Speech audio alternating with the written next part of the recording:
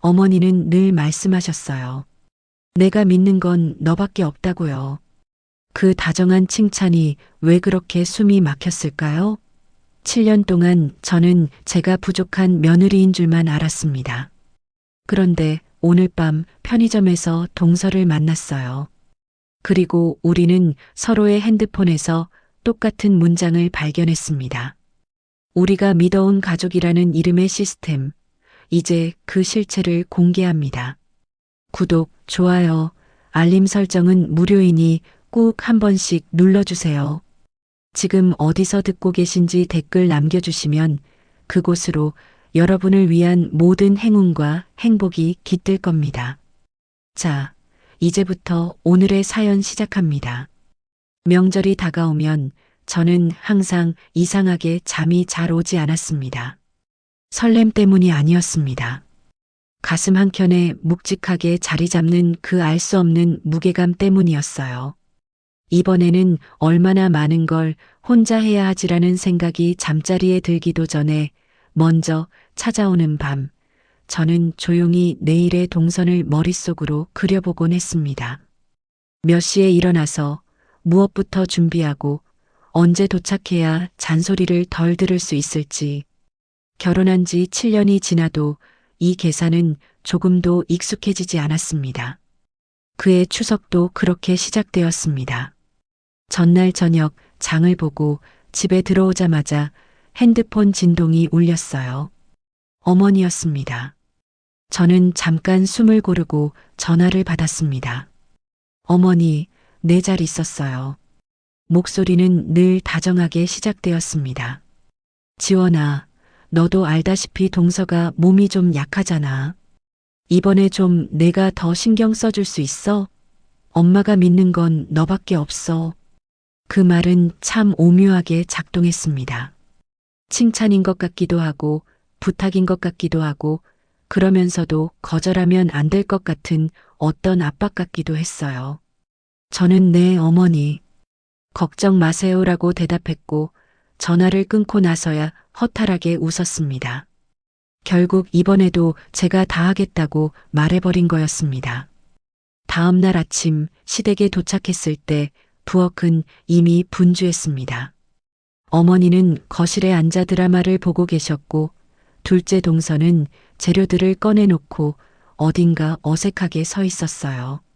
우리는 서로 눈이 마주치자 가볍게 고개를 숙였습니다. 형님 오셨어요. 왔어요. 먼저 와 있었네. 그게 전부였습니다. 7년차 형님과 1년차 동서 사이에 오간 말은 딱 그 정도였어요. 이상하게 우리는 늘 이 거리를 유지하고 있었습니다. 다정하지도 그렇다고 불편하지도 않은 어중간한 사이. 하지만 저는 솔직히 조금 경계하고 있었습니다. 왜냐면 어머니께서 종종 이런 말씀을 하셨거든요. 동서가 뭔가 너를 좀 어렵게 생각하는 것 같더라. 형님이 좀 냉정하다고 그러던데. 그 말을 들었을 때 저는 당연히 속이 상했습니다. 나름대로 잘 대해주려고 했는데 내가 차갑게 보였나 싶어서요. 그래서 더 조심하게 되었고 조심하다 보니 오히려 더 어색해졌습니다. 그 어색함은 이제 일종의 벽이 되어 있었어요. 명절 음식 준비는 말없이 시작되었습니다. 전 부치는 건 제가 했고 동서는 나물을 무쳤습니다. 두 사람이 같은 부엌에서 일하고 있는데 오가는 말은 거의 없었어요. 필요한 말만 필요한 순간에 최대한 간결하게. 그 그릇 좀 건네줄 수 있어요? 네, 여기요. 그게 전부였습니다. 저는 그날 혼자 속으로 얼마나 많이 삼켰는지 모릅니다. 전을 뒤집으면서 기름이 튀면서 손등이 뜨거워지면서 왜 나만 이렇게 하고 있지라는 말이 목구멍까지 올라왔다가 다시 내려갔습니다. 어머니는 중간중간 부엌에 오셔서 이것저것 지시하셨어요. 지원아, 이건 이렇게 해야 맛이나. 동서한테도 가르쳐줘. 그 말이 끝나고 어머니가 다시 거실로 가시면 동서와 저는 또 어색하게 시선을 피했습니다. 내가 뭘 가르친다고 저도 나보다 잘할 수 있는 사람인데 라는 생각이 들면서도 저는 아무 말도 하지 못했습니다.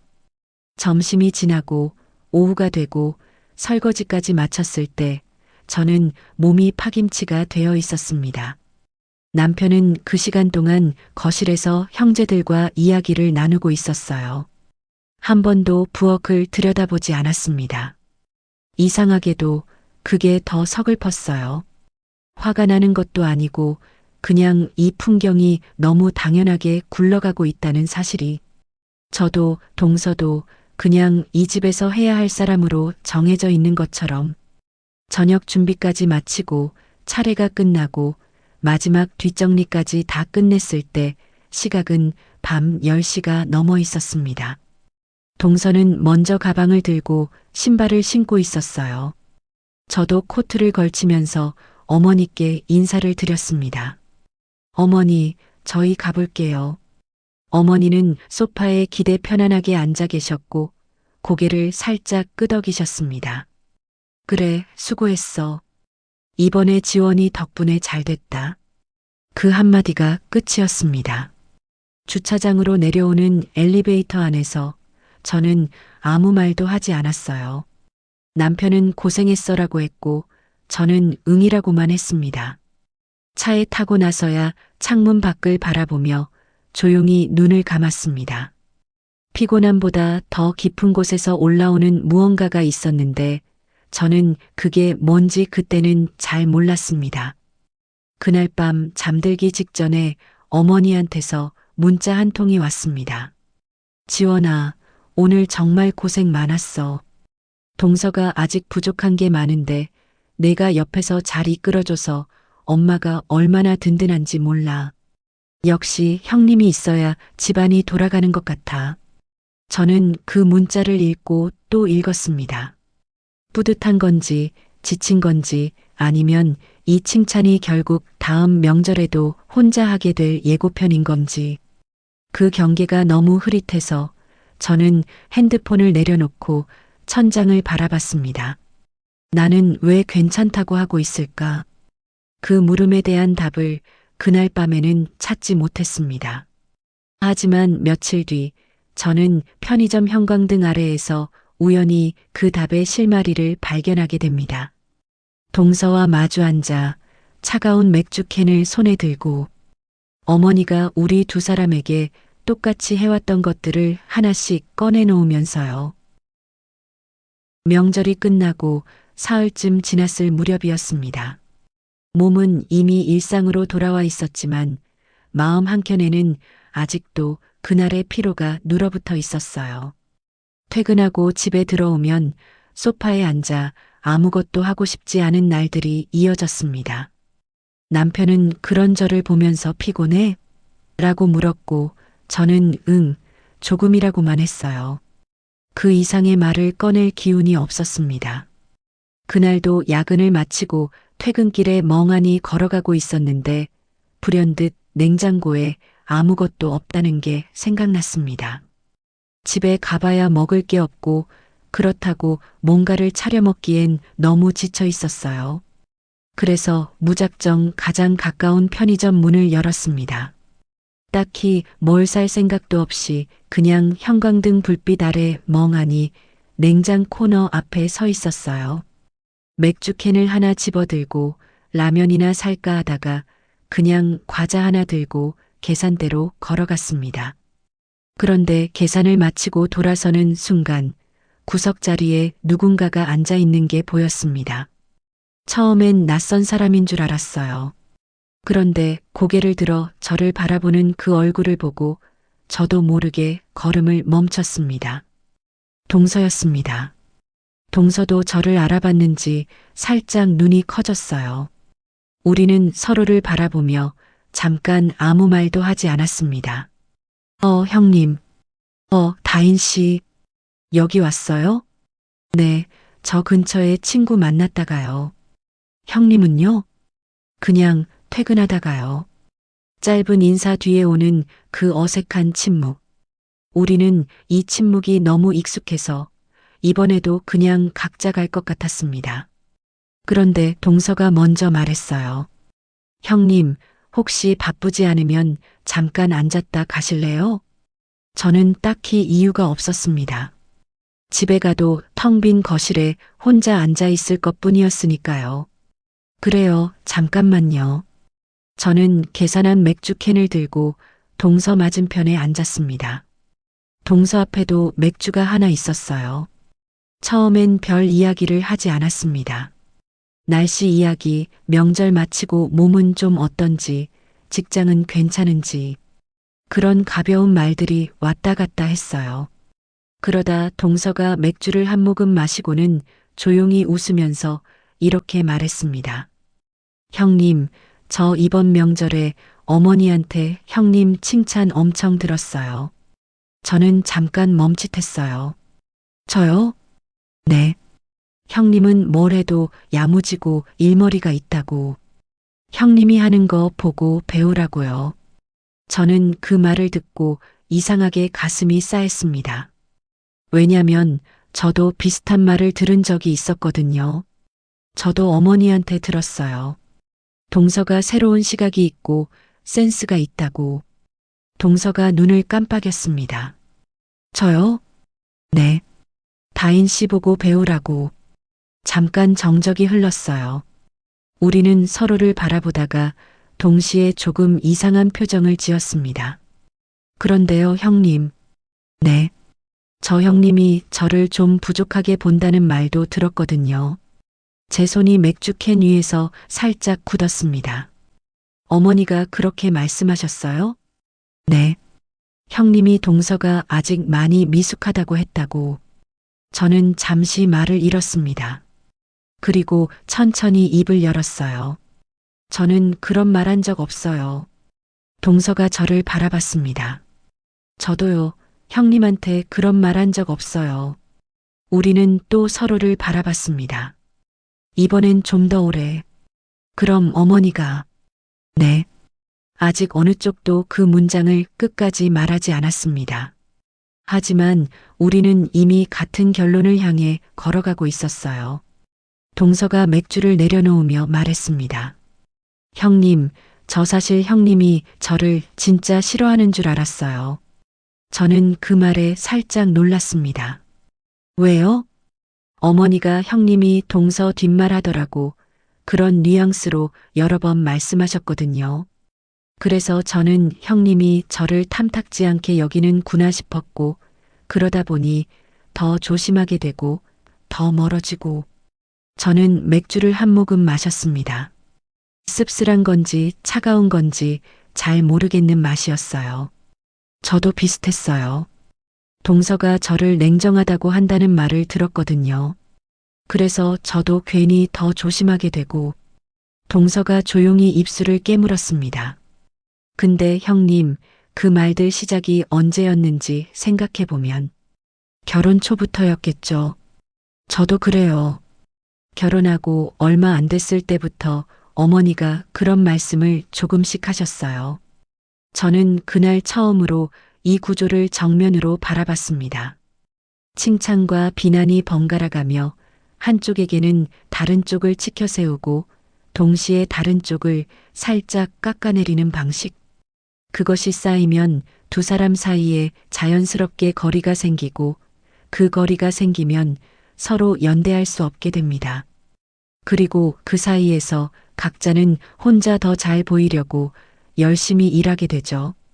형님, 우리 서로 한 말들 확인해 봐요.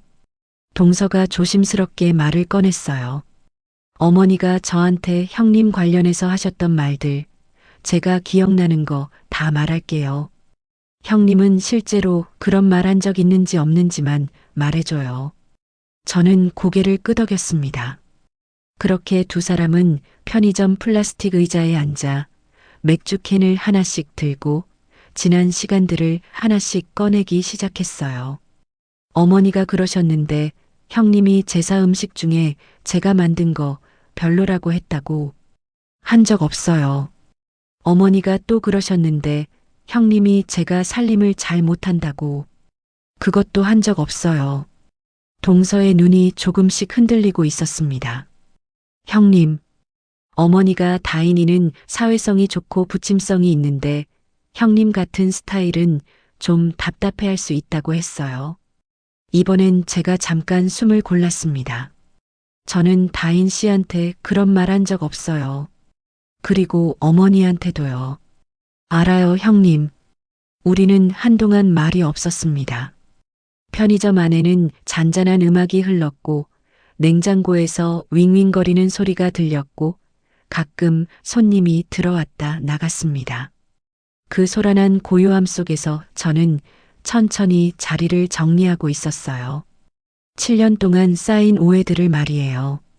그 오해들이 얼마나 치밀하게 설계된 것들이었는지를. 형님, 저 어머니 나쁜 분이라고 말하고 싶은 게 아니에요. 동서가 조용히 말했습니다. 저도요. 그냥 어머니가 우리 두 사람이 친해지는 걸 원하지 않으셨던 것 같아서요. 그 말이 참 정확하게 가슴에 꽂혔습니다. 나쁜 의도라기보다 그냥 그렇게 하면 편하니까. 두 며느리가 서로 경쟁하면 누가 시키지 않아도 각자 잘 보이려 더 열심히 하게 되니까. 7년 동안 속았네요. 제가 나도 모르게 중얼거렸습니다. 동서가 작게 웃었어요. 저는 1년이지만요.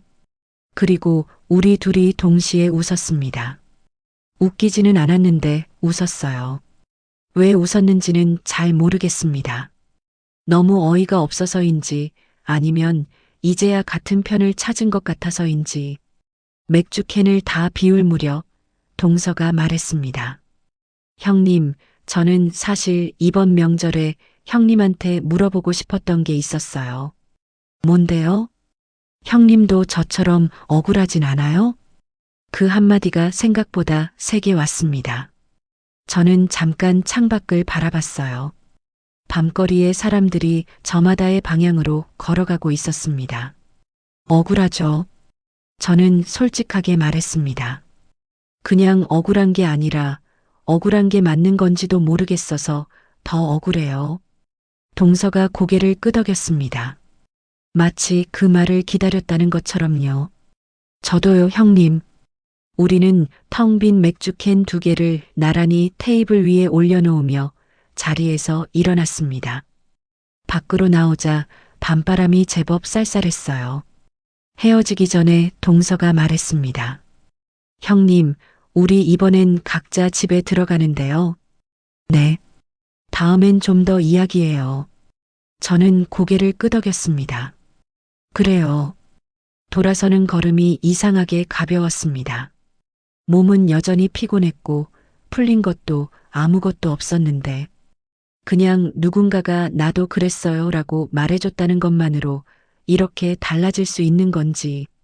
집에 들어와 씻고 침대에 누웠을 때 저는 오랜만에 바로 잠이 들었습니다.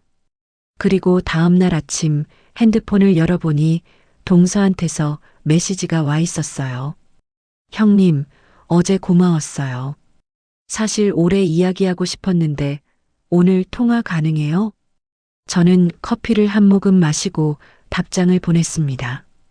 그래요, 오전에 연락 줘요. 그게 시작이었습니다. 두 며느리가 7년 만에 그리고 1년 만에 처음으로 같은 방향을 바라보게 된 것의 시작. 그리고 조만간 우리는 그 방향 위에 이름을 붙이게 됩니다. 그날 오전 동서에게서 전화가 온 건 10시가 조금 넘었을 때였습니다. 저는 재택근무 중이었는데 마침 잠깐 쉬는 시간이었어요. 형님, 지금 괜찮아요? 네, 괜찮아요. 어제 집에 가면서 계속 생각이 났거든요. 동서의 목소리는 어제보다 좀 더 또렷했습니다. 뭔가 할 말을 미리 정리해 온 것 같은 느낌이랄까요? 저도 사실 잠들면서 계속 생각했어요. 맞죠, 형님? 우리 그냥 이대로 있으면 안 될 것 같지 않아요? 저는 커피잔을 내려놓고 창밖을 바라봤습니다. 흐린 날이었는데 그 흐림이 이상하게 머릿속 생각들이랑 잘 어울렸어요. 근데 어떻게 하자는 건지 저는 아직 잘 모르겠어요. 저도 뚜렷한 방법이 있는 건 아닌데요. 일단 우리가 뭉쳐야 한다는 건 알아요. 뭉친다는 말이 참 단순하게 들리면서도 동시에 굉장히 어려운 말처럼 느껴졌습니다. 7년 동안 각자의 방식으로 각자의 자리를 지켜온 두 사람이 갑자기 손을 잡는다는 게, 형님, 우선 우리 단톡방 하나 만들어요. 단톡방이요? 네. 남편들 없는 거요. 우리 둘만. 저는 잠깐 웃음이 나왔습니다. 뭔가 굉장한 걸 제안하는 것처럼 진지한 목소리였거든요.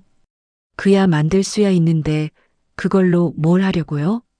일단 어머니한테서 카톡 오면 바로 공유하는 거예요. 서로 어떤 말을 듣고 있는지 실시간으로 확인하면서요. 저는 그 말을 듣고 잠깐 멈췄습니다. 단순한 것 같은데 사실 이게 핵심이었어요. 어머니의 이간질이 효과를 발휘하는 건 두 사람이 각자 따로 받아서 각자 혼자 삼키기 때문이니까요. 그걸 한 곳에 모아서 같이 보면 패턴이 보이고 패턴이 보이면 더 이상 속지 않을 수 있는 거였습니다. 그거 생각보다 좋은 방법인데요. 그죠? 저 마케터라 자료 분석은 좀 해봤거든요.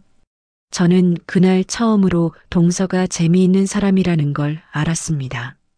전화를 끊고 나서 단톡방을 새로 만들었어요. 이름을 뭐로 할까 잠깐 고민하다가 동서에게 먼저 물어봤습니다. 이름은 뭐로 할까요? 잠시 후 동서한테서 답이 왔어요. 시월드 구조조정본부. 저는 그 이름을 보고 한참 웃었습니다. 뜬금없고 엉뚱한 것 같으면서도 이 상황을 가장 정확하게 표현한 말 같았거든요. 구조조정이라는 단어가 이렇게 정확하게 쓰일 수도 있구나 싶었어요. 저는 이름을 확정하고 동서에게 메시지를 보냈습니다. 이름 마음에 들어요. 저도요, 형님. 그렇게 단톡방이 만들어졌습니다. 별것 아닌 것 같은 그 방이 저한테는 묘하게 든든하게 느껴졌어요. 혼자가 아니라는 감각이랄까요? 7년 동안 혼자 받아내고 혼자 삼키고 혼자 지워왔는데 이제 옆에 누군가가 생긴 것 같은 그 느낌이요. 처음 며칠은 어머니한테서 별다른 연락이 없었습니다. 명절이 막 지난 시기라 잠잠한 편이었어요. 그래서 저와 동서는 단톡방에서 그동안의 이야기들을 조금씩 꺼내기 시작했습니다. 결혼 초에 있었던 일들, 명절마다 반복됐던 일들, 각자가 들었던 말들을 하나씩 꺼내 놓으면서 읽다 보니 소름이 돋는 것들도 있었어요. 제가 3년 전에 들었던 말이랑 동서가 결혼하고 나서 처음 들었던 말이 거의 토씨 하나 안 다르게 같은 내용인 것들이 있었거든요. 저한테도 그 말 하셨어요? 저한테도요. 근데 대상만 달랐어요. 우리는 그걸 확인할 때마다 말문이 막혔습니다. 화가 나기도 했고, 허탈하기도 했고, 또 이상하게 웃음이 나기도 했어요. 그러다 예상보다 빨리 첫 번째 상황이 찾아왔습니다. 단톡방을 만들고 열흘쯤 됐을 때였어요. 어머니한테서 저한테 전화가 왔습니다. 지원아, 잘 지내지?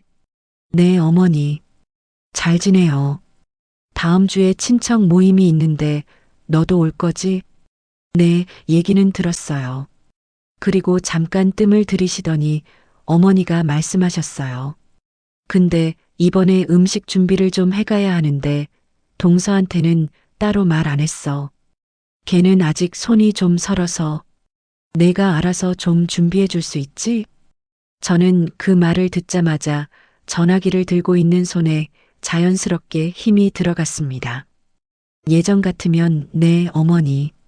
제가 할게요 하고 넘어갔겠죠. 하지만 이번엔 저도 모르게 잠깐 시간을 벌었습니다. 어머니, 잠깐만요. 제가 지금 회의 들어가야 해서 나중에 다시 연락드릴게요. 어머니는 그래, 알았어라고 하셨어요. 전화를 끊자마자 저는 단톡방의 내용을 적었습니다. 방금 어머니한테 전화 왔는데 다음 주 친척 모임 음식 준비 저한테만 말씀하셨어요. 동서한테는 안 말한다고. 잠시 후 동서한테서 답장이 왔어요. 아, 저도 방금 카톡 받았는데요. 이번 모임에 형님이 음식 솜씨가 좋으니까 형님이 준비하면 될 것 같다고 하셨어요. 저는 그 메시지를 읽고 잠깐 눈을 감았습니다. 예전 같으면 이 두 카톡이 각자의 핸드폰 속에 따로 저장됐겠죠. 저는 제가 받은 것만 보고 동서는 동서가 받은 것만 보고 그러면 저는 동서가 손이 설다니까 내가 해야겠다고 생각했을 거고 동서는 형님이 알아서 한다니까 나는 가면 되겠구나 라고 생각했을 거예요. 그리고 모임날 저는 혼자 다 들고 나타나고 동서는 빈손으로 왔다는 이야기를 듣고 서로를 조금씩 불편하게 여겼겠죠. 어머니는 그 과정 어디에서도 나쁜 말을 한마디도 안 하셨어요. 그냥 각자한테 다른 정보를 주셨을 뿐인데 결과는 우리가 알아서 어긋나게 됐을 거였습니다. 저는 동서한테 다시 메시지를 보냈습니다. 우리 이거 어떻게 할까요? 동서가 빠르게 답장을 보내왔어요. 형님, 제가 어머니한테 연락할게요. 형님이랑 같이 준비하겠다고. 저는 그 메시지를 읽으면서 가슴이 좀 두근거렸습니다. 동서가 먼저 나서주는 게 고마웠고 동시에 이게 어머니한테 어떻게 받아들여질지 살짝 걱정되기도 했어요. 우리가 같이 움직인다는 걸 알아채실까 괜히 역효과가 나는 건 아닐까 하고요. 잠시 후 동서가 다시 메시지를 보냈습니다. 어머니한테 카톡 보냈어요. 형님이랑 같이 준비하면 어떻겠냐고. 그리고 또 잠시 후에 캡처 이미지가 하나 왔어요. 어머니 답장이었습니다. 그래, 그럼 형님이랑 같이 상의해봐. 저는 그 캡처를 보고 잠깐 멈칫했습니다. 뭔가 계획대로 됐는데 이게 이렇게 쉬울 줄은 몰랐거든요. 동서한테 메시지를 보냈습니다. 됐네요. 됐죠, 형님? 생각보다 간단하죠? 사실 간단한 게 아니었습니다. 방법이 간단한 게 아니라 우리가 같이 보고 있으니까 간단해진 거였어요. 혼자였다면 어머니 말대로 혼자 다 했겠죠. 그리고 또 혼자 지쳐서 집에 왔을 거고요. 그날 저녁 저는 오랜만에 노트를 꺼냈습니다. 회계사답게 무언가를 정리하고 싶어졌거든요. 어머니가 그동안 써온 방식들을 쭉 적어봤어요.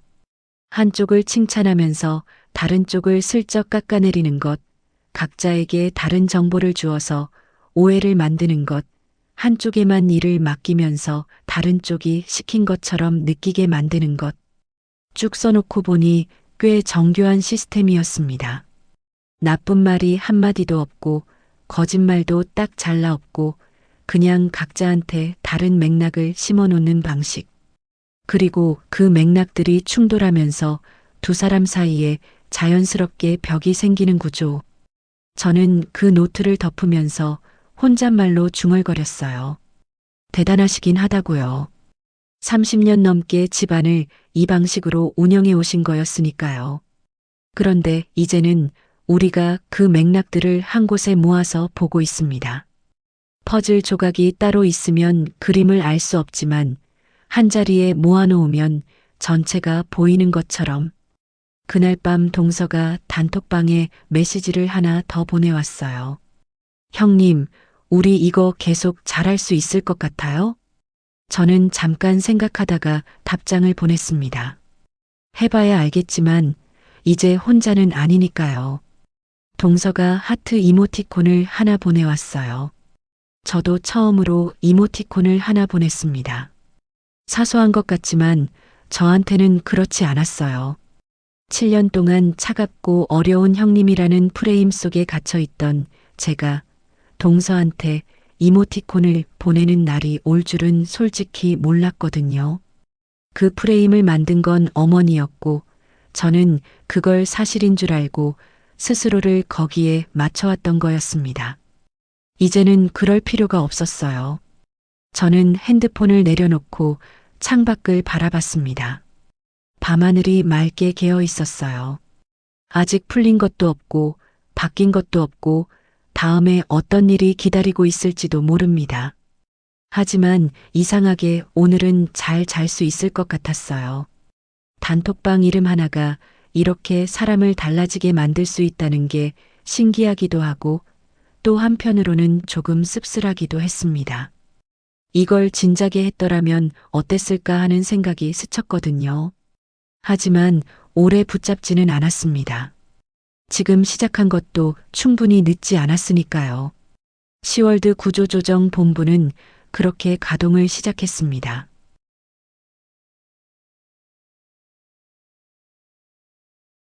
친척 모임이 있던 날, 저는 평소보다 1시간 일찍 일어났습니다. 부지런해서가 아니었어요. 이번엔 뭔가 달리 해보고 싶다는 마음이 잠을 앞질러 버렸거든요. 동서와 저는 전날 밤 단톡방에서 꽤 오래 이야기를 나눴습니다.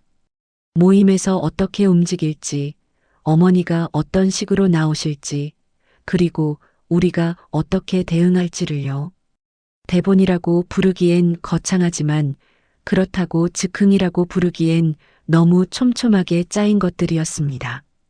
오랜만에 뭔가를 준비하는 기분이랄까요? 회사에서 중요한 프레젠테이션 전날 밤처럼 두근거리면서도 차분한 그 기분이요. 동서와 저는 음식 준비를 나눠서 했습니다. 제가 전과 잡채를 맡고 동서가 샐러드와 과일 플레이트를 맡았어요.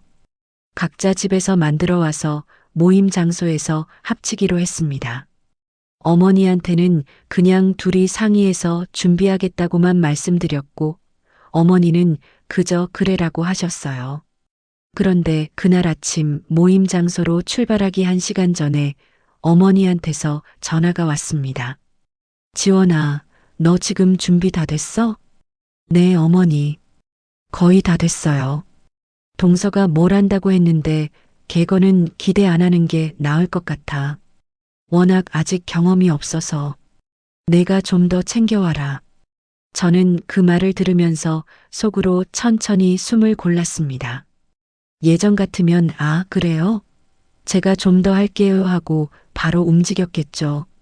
그리고 동서가 가져온 음식을 보면서 역시 별로네라는 선입견을 먼저 가졌을 거예요. 하지만 저는 이미 어젯밤에 동서가 얼마나 꼼꼼하게 메뉴를 고르고 준비했는지를 단톡방을 통해 보고 알고 있었습니다. 그래서 저는 미리 짜둔 대로 말했습니다. 어머니, 다인이가 저한테 미리 다 얘기해 줬어요. 생각보다 훨씬 잘 준비했더라고요. 잠깐 침묵이 흘렀습니다. 짧은 침묵이었지만 저는 그 안에서 어머니가 잠깐 멈칫하셨다는 걸 느꼈어요. 그래, 얘기했어? 네. 어젯밤에 같이 상의했거든요. 아, 그렇구나. 어머니의 목소리가 평소보다 살짝 건조해졌습니다. 뭔가 예상했던 반응이 오지 않자 잠깐 방향을 잃으신 것처럼요. 그래도 내가 좀 더 신경 써줘. 네, 어머니. 같이 잘할게요. 전화를 끊고 저는 바로 단톡방의 내용을 공유했습니다. 방금 전화 왔었어요. 동서 거 기대하지 말라고. 동서 답장이 금방 왔어요. 예상했어요. 저한테도 방금 카톡 오셨어요. 캡처가 하나 따라왔습니다. 다이나, 형님이 많이 준비했으니까 내가 좀 거들기만 해도 될 것 같다. 저는 그 캡처를 보고 입술을 꽉 다물었습니다. 또 같은 방식이었어요. 저한테는 동서걸 기대하지 말라 하시고 동서한테는 내가 다 했으니 거들기만 하라고. 이 두 개가 각자 핸드폰에 따로 있었다면 모임 자리에서 저는 혼자 분주하게 돌아다니고 동서는 가만히 앉아 있는 그림이 됐을 겁니다. 그리고 저는 속으로 또 동서를 불편하게 생각하게 됐겠죠. 동서한테 답장을 보냈습니다. 우리 계획대로 해요. 동서가 답장을 보내왔어요. 네, 형님. 믿어요. 모임 장소에 도착했을 때 동서는 저보다 조금 먼저 와 있었습니다. 예쁘게 담아온 과일 플레이트를 테이블에 올려놓고 있었어요.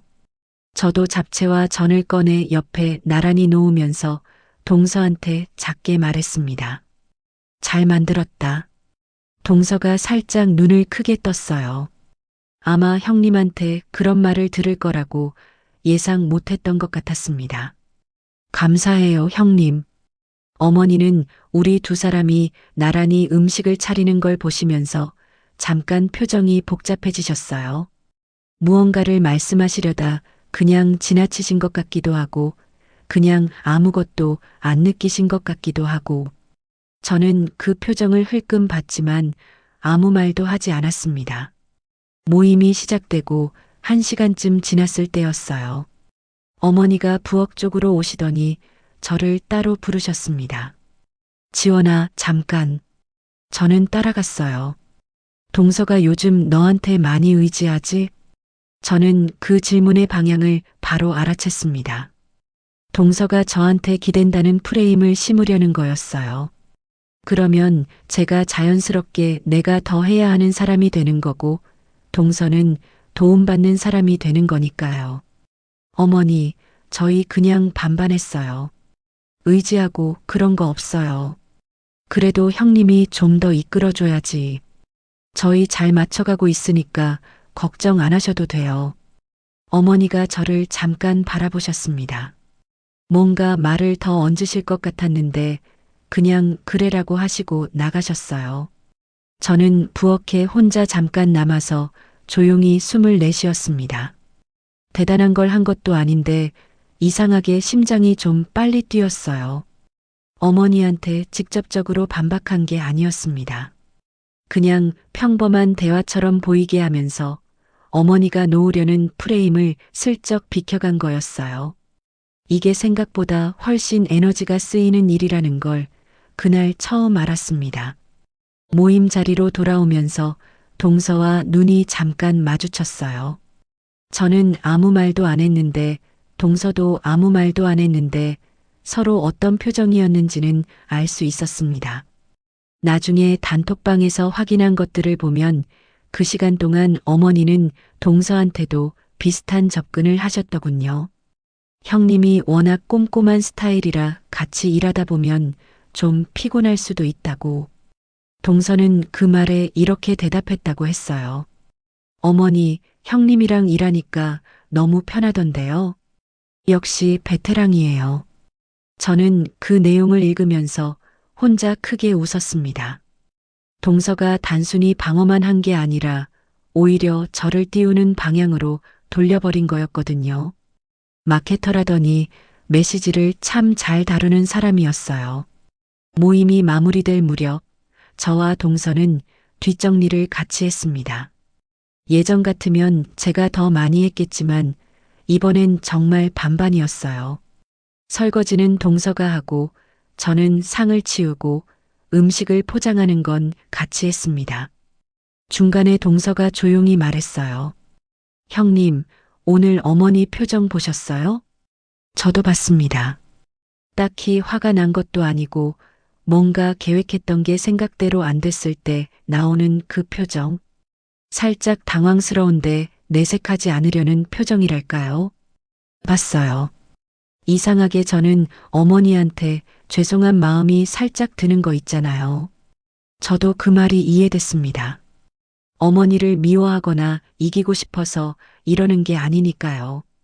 그냥 더 이상 소모되고 싶지 않아서, 더 이상 사이가 벌어지는 방향으로 끌려가고 싶지 않아서 하는 거니까요. 저도요. 저는 그 한마디만 했고 동서도 더 말을 잇지 않았습니다. 집으로 돌아오는 차 안에서 남편이 물었어요. 오늘 동서랑 사이 좋아 보이던데? 저는 창밖을 보면서 말했습니다. 원래부터 나쁘지 않았어요. 남편이 그랬어? 하고 대수롭지 않게 넘겼지만 저는 그 질문이 이상하게 마음에 걸렸어요. 원래부터 나쁘지 않았는데 왜 7년 동안 우리는 서로를 조심하고 경계하며 지냈을까요? 누가 그 거리를 만들었고 누가 그 거리를 유지하게 했는지 이제는 알고 있습니다. 집에 들어와 씻고 소파에 앉았는데 단톡방에 동서 메시지가 와 있었어요. 형님, 오늘 고생하셨어요. 근데 저 오늘 뭔가 홀가분한 기분이에요.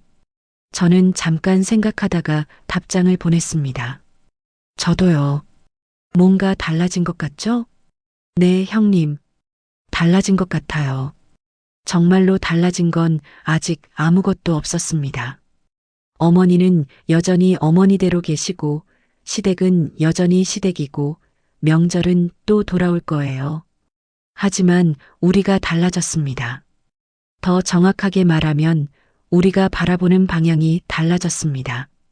예전에는 서로를 경쟁자처럼 바라봤는데, 이제는 같은 걸 같이 보고 있는 거니까요.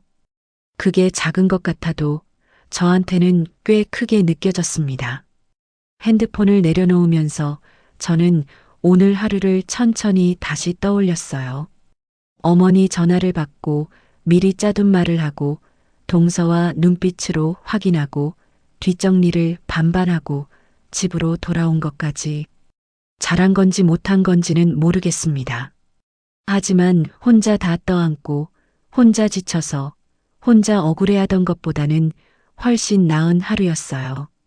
그리고 이게 앞으로도 계속될 수 있다면 저는 이 단톡방을 오래오래 유지하고 싶다는 생각이 들었습니다. 시월드 구조조정본부. 아직 구조조정은 시작도 안 됐는지 모릅니다. 하지만 우리는 조금씩 준비를 하고 있었어요.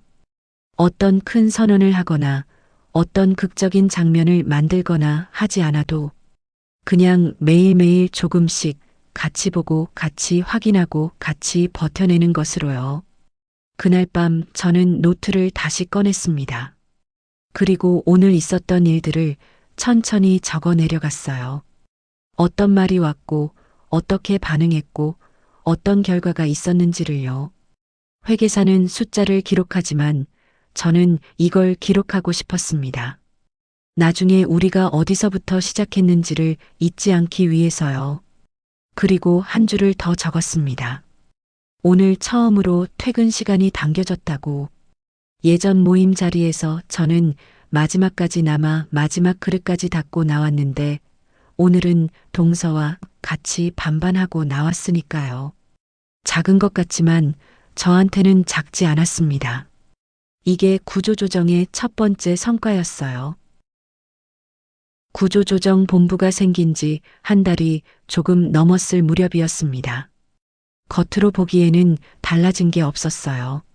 시댁은 여전히 시댁이었고, 어머니는 여전히 어머니였고, 명절은 여전히 돌아올 예정이었습니다.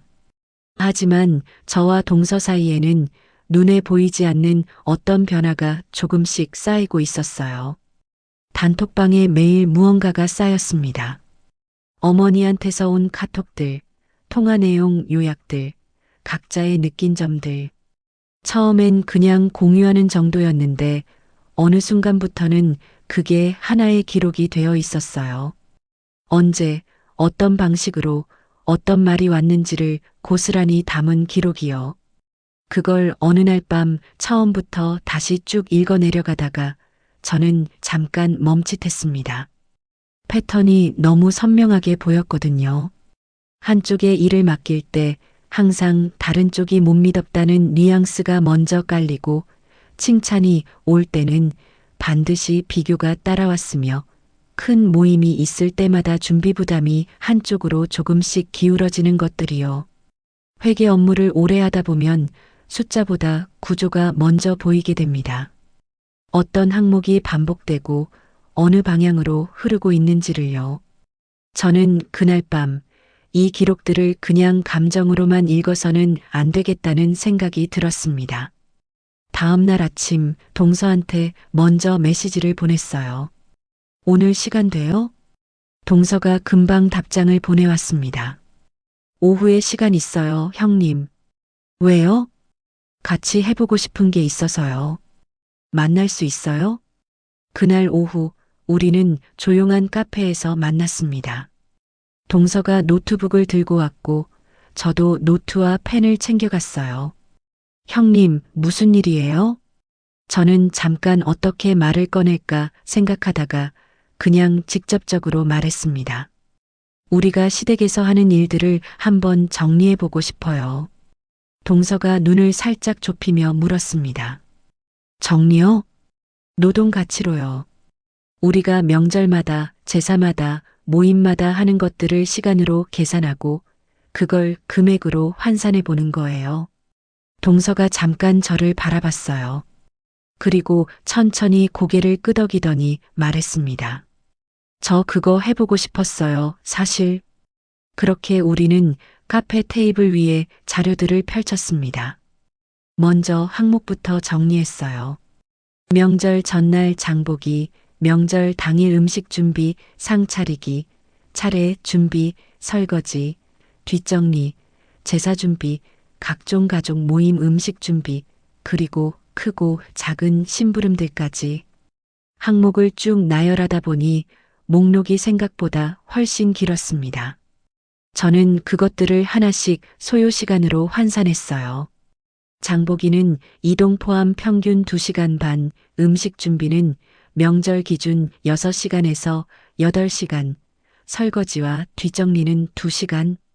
동서는 그 옆에 노동단가를 검색해서 붙여나갔습니다. 가사 도우미 시간당 평균 단가, 주방 보조 시간당 단가, 케이터링 서비스 단가까지요. 숫자들이 채워지기 시작하자 저는 계산기를 꺼냈습니다.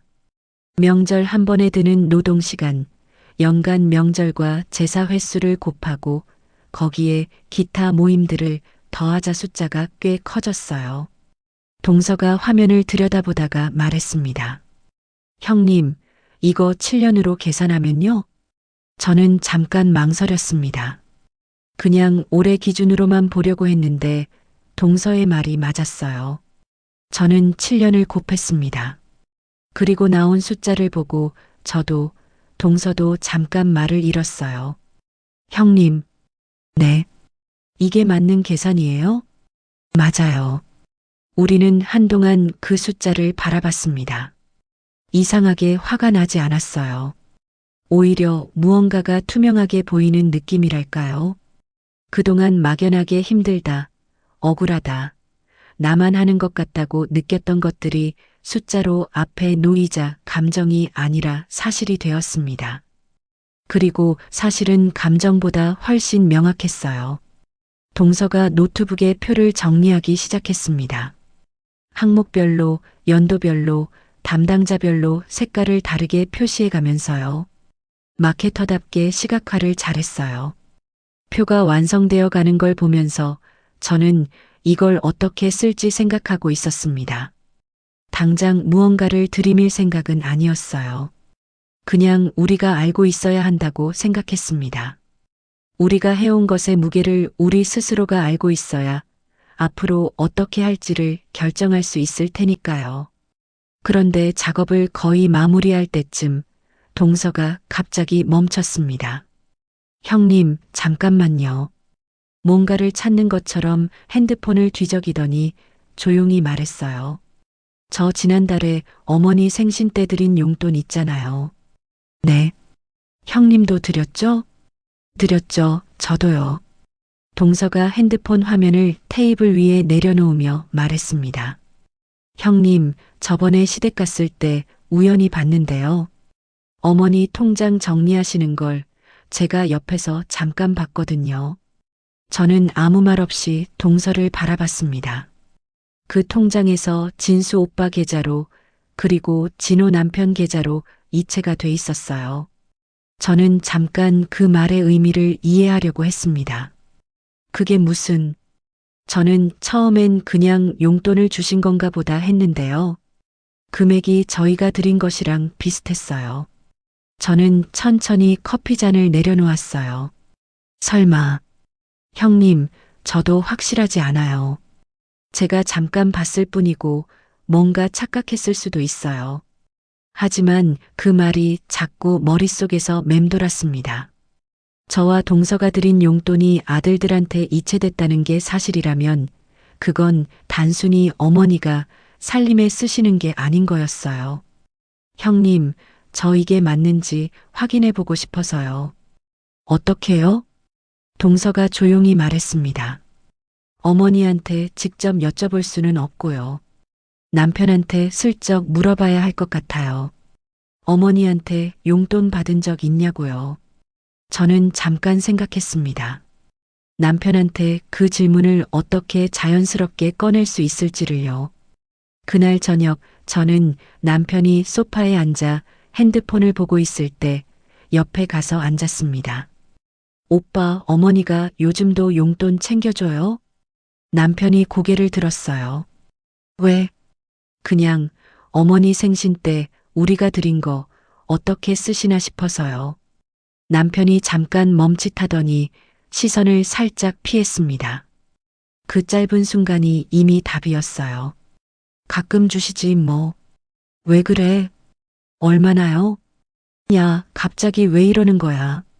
남편이 불편한 기색을 보였지만 저는 부드럽게 물었습니다. 그냥 궁금해서요. 얼마씩 받아요? 남편이 핸드폰을 내려놓으면서 말했어요. 생활비 좀 보태신다고 가끔 주시는 거잖아. 그게 왜 문제야? 저는 그 말을 듣고 조용히 고개를 끄덕였습니다. 더 묻지 않았어요. 필요한 걸 이미 들었으니까요. 방으로 들어와 단톡방에 메시지를 보냈습니다. 확인됐어요.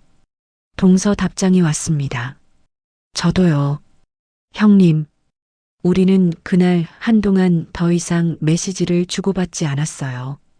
같이 본 것들이 많아서 각자 처리할 시간이 필요했을 거라고 생각합니다. 저는 침대에 누워 천장을 바라보면서 오늘 알게 된 것들을 하나씩 정리했어요. 우리가 해온 노동의 가치와 우리가 드린 용돈의 행방과 그 사이 어딘가에 있는 구조가요. 나쁜 사람이 있어서가 아니었습니다. 그냥 오랫동안 그렇게 굴러온 시스템이었어요. 며느리들은 일을 하고 아들들은 받는 구조. 그게 너무 자연스럽게 작동하고 있어서 아무도 이상하다고 말하지 않았던 거였습니다. 아니, 이상하다고 말하려 해도 이상하다는 걸 알려면 전체를 볼 수 있어야 하는데 각자 따로 있으면 절대 전체가 보이지 않으니까요. 저는 그날 밤 오랜만에 노트를 꺼냈습니다. 그리고 오늘 작성한 표 옆에 한 문장을 더 적었어요. 노동의 불균형만이 아니라 경제의 불균형이 있다고요. 잠들기 전에 동서한테서 메시지가 하나 왔습니다. 형님, 저 오늘 엄청 생각이 많아요. 저도요 라고 답장을 보냈어요. 형님, 이거 그냥 넘어가기엔 좀 큰 것 같지 않아요? 저는 잠깐 생각했습니다. 그죠 라고 적으려다가 다시 지웠어요. 그리고 이렇게 답장을 보냈습니다. 그래서 우리가 알게 된 거잖아요. 동서가 잠시 후에 답장을 보내왔어요. 형님, 저 이제 어떻게 하고 싶어요? 저는 그 질문을 받고 한참 생각했습니다. 화를 내고 싶은 건 아니었어요.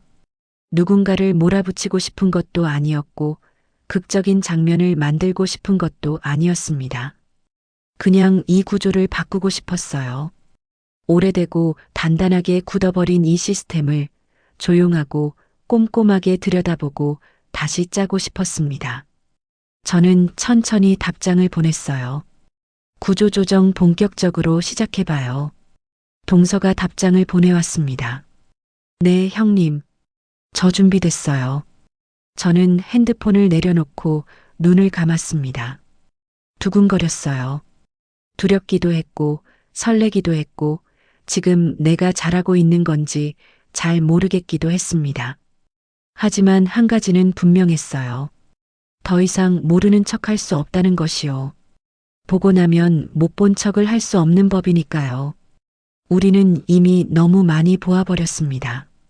그리고 그 봄이 이제 무언가를 향해 움직이기 시작하려 하고 있었어요. 다음 가족 모임 날짜는 한 달 뒤였습니다. 저와 동서는 그날까지 아무도 모르게 조용히 준비를 하기로 했어요. 한 달이라는 시간은 생각보다 빠르게 지나갔습니다. 하지만 그 안에 담긴 것들은 결코 가볍지 않았어요.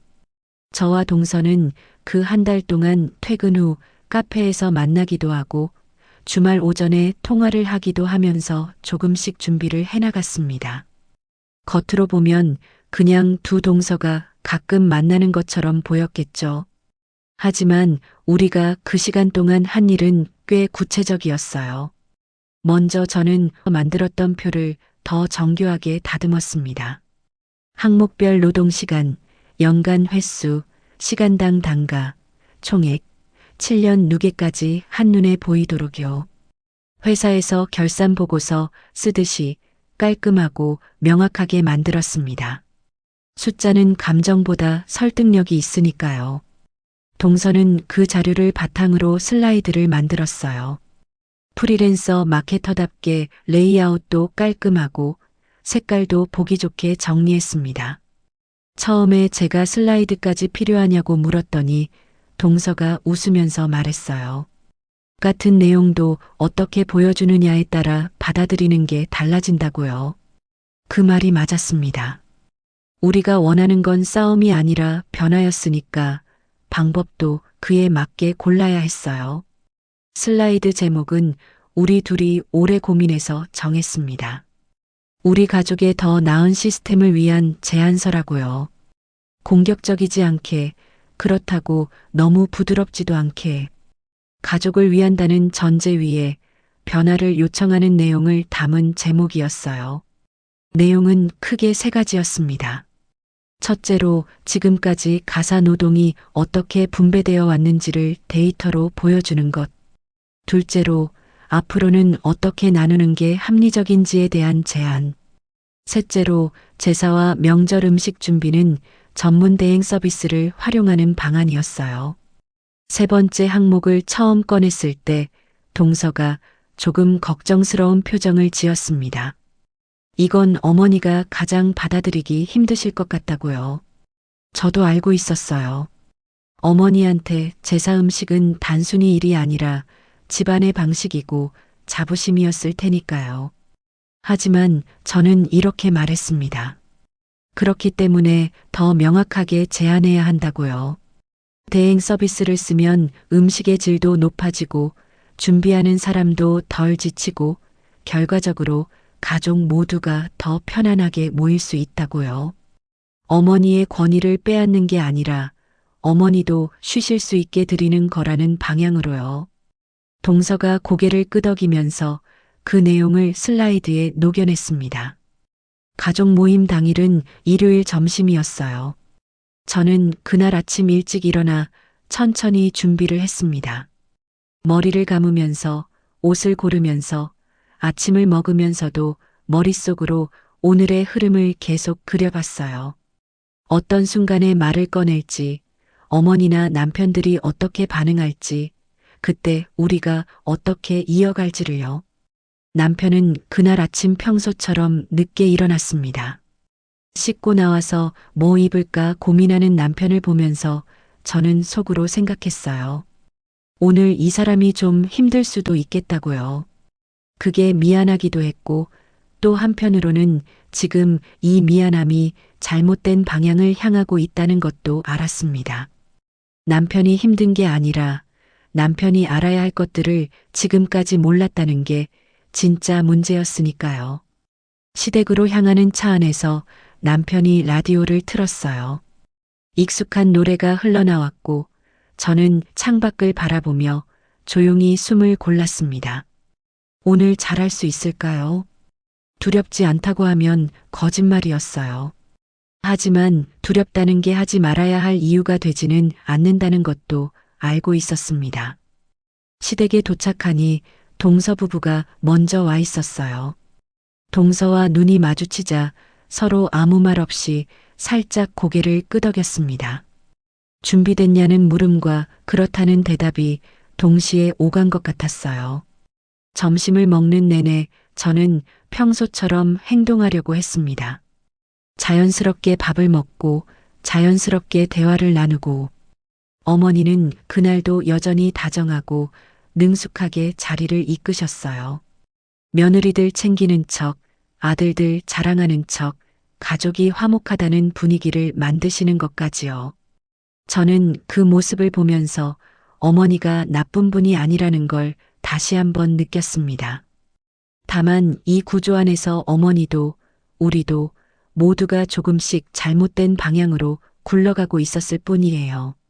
식사가 끝나고 차를 마시는 시간이 됐을 때 동서가 저를 봤습니다.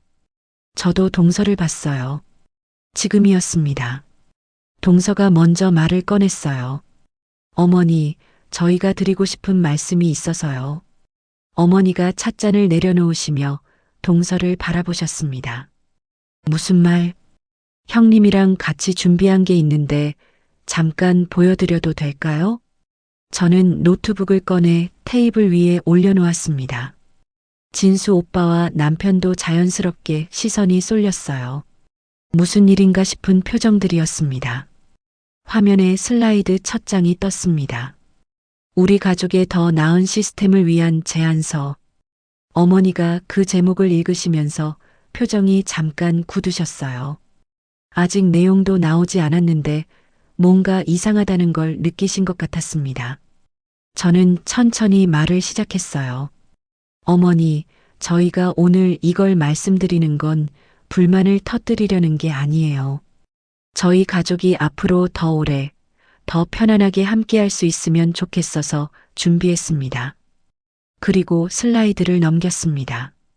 두 번째 장에는 제가 정리한 표가 나왔어요. 항목별 노동시간과 금액이 나란히 적혀 있는 표였습니다. 남편이 표를 보더니 자세를 고쳐 앉았습니다. 진수 오빠는 팔짱을 끼며 화면을 들여다봤어요. 어머니는 표정을 최대한 평온하게 유지하고 계셨는데 눈썹이 아주 살짝 올라가 있었습니다. 저는 계속 말했습니다.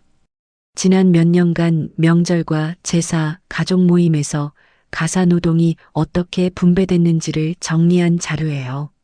시간으로도 계산해봤고 시장 단가로도 환산해봤어요. 남편이 말했습니다. 이걸 왜 돈으로 계산해? 저는 남편을 바라보며 부드럽게 말했어요. 돈으로 계산한 게 아니라 눈에 보이지 않는 걸 눈에 보이게 만들고 싶었어요. 진수 오빠가 헛기침을 했습니다. 어머니는 아직 아무 말씀을 안 하셨어요. 동서가 다음 슬라이드를 넘겼습니다. 세 번째 장에는 앞으로의 제안이 담겨 있었어요. 가사 노동 4등분, 그러니까 어머니, 두 아들, 두 며느리가 고르게 나눈다는 내용이었습니다. 그리고 제사와 명절 음식 준비는 전문 대행 서비스를 활용한다는 내용도 함께 있었어요. 동서가 그 슬라이드를 설명했습니다. 요즘 명절 음식 대행 서비스가 굉장히 잘 되어 있어요. 저희가 몇 가지 업체를 미리 비교해 봤는데요. 가격도 합리적이고 위생 관리도 철저하더라고요. 어머니도 오셔서 드시고 저희도 더 여유롭게 모임을 즐길 수 있을 것 같아서요. 어머니가 그 말을 들으시다가 처음으로 입을 여셨습니다. 제사 음식을 남한테 맡겨? 목소리가 낮아졌어요. 저는 그 낮아진 목소리가 어떤 신호인지 알았습니다. 상처받으신 거였어요. 저는 조심스럽게 말했습니다. 어머니가 지금까지 해오신 것들이 얼마나 소중한지 저희도 알아요. 하지만 그게 어머니도 저희도 너무 지치게 만들고 있다는 것도 알게 됐어요. 어머니가 더 편안하게 모임을 즐기실 수 있었으면 해서 드리는 제안이에요. 진수 오빠가 팔짱을 풀며 말했어요. 야, 근데 이거 너무 갑작스러운 거 아니야? 우리 원래 이렇게 안 했잖아. 동서가 말했습니다. 오빠, 그래서 지금 말씀드리는 거예요. 계속 이렇게 가는 것보다 이 자리에서 같이 이야기하는 게 낫겠다 싶었어요. 남편이 저를 바라봤어요. 당황한 눈빛이었습니다. 당신도 이렇게 생각해? 저는 남편을 바라보며 말했습니다. 나는 당신이 이 내용을 같이 봐줬으면 해요. 한동안 거실에 침묵이 흘렀습니다. 어머니는 창밖을 바라보고 계셨고 두 아들은 서로 눈치를 받고 저와 동서는 그냥 기다렸어요. 섣불리 말을 보태지 않았습니다. 말이 너무 많으면 감정이 앞서게 되고 감정이 앞서면 이 자리가 싸움처럼 보이게 되니까요. 우리가 원하는 건 싸움이 아니었어요. 어머니가 천천히 입을 여셨습니다. 나는 그냥 가족이 잘 됐으면 해서 한 거야. 저는 그 말을 듣고 가슴이 조금 먹먹해졌어요. 어머니가 거짓말을 하시는 게 아니라는 걸 알고 있었거든요. 정말로 가족을 위한다고 생각하셨겠죠. 다만 그 방법이 누군가를 계속 소모시키는 방식이었다는 것을 어머니는 아직 잘 모르고 계실 수도 있었습니다. 동서가 부드럽게 말했습니다. 어머니, 저희도 알아요. 그래서 저희가 이걸 화내면서 말하는 게 아니에요. 그냥 앞으로는 같이 나눠서 하자고 말씀드리고 싶었어요. 남편이 한숨을 내쉬며 말했습니다. 그래서 구체적으로 어떻게 하자는 거야? 저는 슬라이드의 마지막 장을 열었습니다. 항목별로 담당을 나눈 표였어요. 제사 음식은 대행 서비스로, 상 차리기와 설거지는 4명이 돌아가며 장보기는 미리 온라인으로 주문해서 배달받는 방식으로 정리된 내용이었습니다. 진수 오빠가 표를 들여다보다가 말했어요. 이거 우리가 설거지 해야 한다는 거야? 동서가 웃으며 말했습니다. 오빠, 설거지 한 번도 안 해보셨어요? 그 말에 잠깐 정적이 흘렀다가 이상하게 남편이 작게 웃었어요. 분위기가 아주 잠깐이지만 누그러지는 것 같았습니다. 어머니는 그 사이에도 창밖을 보고 계셨어요. 저는 어머니 쪽을 바라보며 말했습니다. 어머니, 저희 오늘 당장 답 주시지 않아도 돼요. 생각해 보시고 말씀해 주세요. 저희는 기다릴 수 있어요. 어머니가 천천히 고개를 돌려 저를 바라보셨습니다. 그 눈빛에 여러 가지가 섞여 있었어요. 당황스러움, 서운함, 그리고 어딘가 복잡한 무언가가요. 알았어. 그게 그날 어머니가 하신 마지막 말씀이었습니다. 집으로 돌아오는 차 안은 조용했어요. 남편이 한참 만에 말했습니다. 당신 생각이 그렇게 많았어? 저는 잠깐 창밖을 보다가 말했어요. 오래됐어요. 남편이 더 말을 잇지 않았습니다. 저도 더 말을 보태지 않았어요. 오늘 충분히 많은 말을 했으니까요. 집에 들어오자마자 단톡방에 동서 메시지가 와 있었습니다. 형님, 우리 오늘 잘한 거죠? 저는 잠깐 생각했어요. 잘했는지 못했는지는 아직 모릅니다. 어머니가 어떻게 받아들이실지, 남편들이 앞으로 어떻게 행동할지, 다음 명절이 어떻게 될지는 아직 아무도 모르는 거니까요. 하지만 한 가지는 알고 있었어요. 우리가 말해야 할 걸 말했다는 것이요. 더 이상 혼자 삼키지 않고, 더 이상 모르는 척하지 않고, 우리가 느낀 것들을 차분하게 테이블 위에 꺼내 놓았다는 것이요. 그게 잘한 건지 못한 건지보다 더 중요한 거라고 저는 생각했습니다. 동서한테 답장을 보냈어요. 잘했어요. 그리고 잠시 후에 한 줄을 더 보냈습니다. 이제 기다려봐요. 씨앗은 심었습니다. 언제 싹이 트는지는 우리가 정할 수 없지만 심지 않으면 절대 트지 않는다는 건 알고 있었어요. 저는 그날 밤 오래간만에 아무 계산도 하지 않고 잠들었습니다. 숫자도 항목도 다음 대응 전략도 생각하지 않고요. 그냥 오늘 한 일들을 조용히 내려놓고 눈을 감았습니다. 내일은 내일의 일이 있을 테니까요. 가족 모임 다음 날부터 시댁은 조용했습니다. 어머니한테서 연락이 없었어요. 하루가 지나고 이틀이 지나고 사흘이 지나도 전화도 카톡도 오지 않았습니다. 그 침묵이 어떤 의미인지는 저도 동서도 알고 있었어요. 어머니가 화가 나셨거나 아니면 생각이 많으시거나 혹은 그 두 가지가 동시에 섞여 있거나 동서가 단톡방에 메시지를 보내왔습니다. 형님, 어머니한테 연락 왔어요? 없어요. 저도요. 좀 불안하기도 하고 또 좀 홀가분하기도 해요. 저도 그 말이 정확히 이해됐습니다. 불안하다는 것과 홀가분하다는 것이 동시에 느껴지는 이 묘한 감각이요. 무언가를 오래 참다가 드디어 꺼내놓고 나면 찾아오는 그 복잡한 고요함 같은 거였어요. 그런데 그 침묵이 나흘째 되던 날 저녁 남편이 퇴근하고 들어오면서 말했습니다. 엄마한테 전화 왔었어. 저는 그냥 밥을 먹다가 고개를 들었어요. 무슨 말씀하셨어요? 남편이 가방을 내려놓으면서 말했습니다. 너무 서운하시대. 그렇게 차트까지 만들어서 들이밀 줄 몰랐다고. 저는 그 말을 듣고 숟가락을 내려놓지 않으려고 잠깐 애썼어요. 차트까지 만들어서 들이밀었다는 표현이 마음에 걸렸거든요. 우리가 한 건 그게 아니었는데. 들이민 게 아니에요. 보여드린 거예요. 남편이 냉장고를 열면서 말했습니다. 그게 그거 아니야? 저는 잠깐 참았습니다. 지금 이 자리에서 남편과 다투는 건 원하는 게 아니었으니까요. 나는 어머니가 서운하신 게 이해돼요. 그런데 우리가 말씀드린 내용은 틀리지 않았어요. 남편이 물컵을 들고 식탁 맞은편에 앉았습니다. 그래서 어쩌자고? 어머니가 생각하실 시간이 필요하신 거니까 기다리면 되죠. 남편이 잠깐 저를 바라보다가 말했어요. 엄마가 이번 주 일요일에 오라고 하시던데. 저는 그 말을 듣고 동서한테 확인해 봐야겠다는 생각이 들었습니다. 밥을 먹고 방에 들어와 단톡방을 열었어요. 혹시 남편한테 이번 주 일요일에 시댁 오라는 얘기 들었어요? 금방 동서 답장이 왔습니다. 네, 형님. 진수 오빠도 그 말 들었대요. 역시나였어요.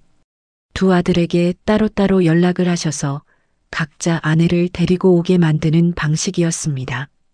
모임 자리에서 우리가 말씀드린 것에 대해 아들들을 통해 압박을 넣으려는 건지 아니면 다시 한번 이야기를 하시려는 건지 그것도 아니면 그냥 보고 싶으신 건지 어떤 의도인지는 아직 알 수 없었어요. 어떻게 할까요, 형님? 저는 잠깐 생각했습니다. 가야 할까 말아야 할까를 따지는 게 먼저가 아니었어요. 가더라도 어떻게 갈 것인지, 가지 않더라도 어떤 방식으로 말씀드릴 것인지가 먼저였습니다. 가요. 근데 같이 대응해요. 알겠어요, 형님. 일요일까지 며칠 동안 남편의 태도가 조금 달라졌습니다. 평소보다 말이 줄었고 저를 바라보는 눈빛이 어딘가 불편해 보였어요. 아마 어머니한테 계속 연락이 가고 있을 거라는 걸 저는 알고 있었습니다. 엄마가 서운하다, 엄마가 속상하다, 내가 좀 달래줘야 하지 않겠냐 같은 말들이요. 그런 말들이 쌓이면 남편 입장에서는 제가 괜히 일을 만든 사람처럼 보일 수 있거든요. 수요일 저녁이었습니다. 남편이 소파에 앉아 핸드폰을 보다가 말을 꺼냈어요. 당신, 이번에 엄마한테 그냥 미안하다고 하면 안 돼? 저는 하던 일을 멈추고 남편을 바라봤어요. 뭐가 미안한데요? 엄마가 많이 서운해 하시잖아. 서운하신 건 이해해요. 그런데 제가 뭘 잘못한 건지는 모르겠어요. 남편이 핸드폰을 내려놓으며 말했습니다. 그렇게 자료까지 만들어서 들이미는 게 잘못이지. 저는 조용히 숨을 골랐어요.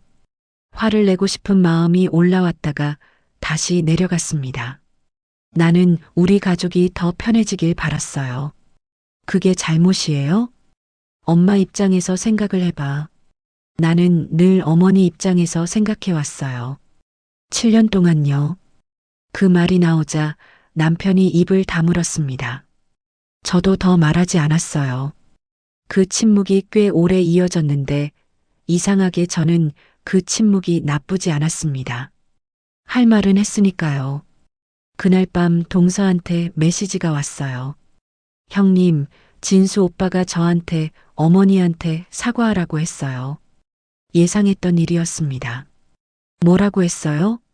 사과할 내용이 없다고 했어요. 저는 그 답장을 읽고 동서가 대견하게 느껴졌습니다.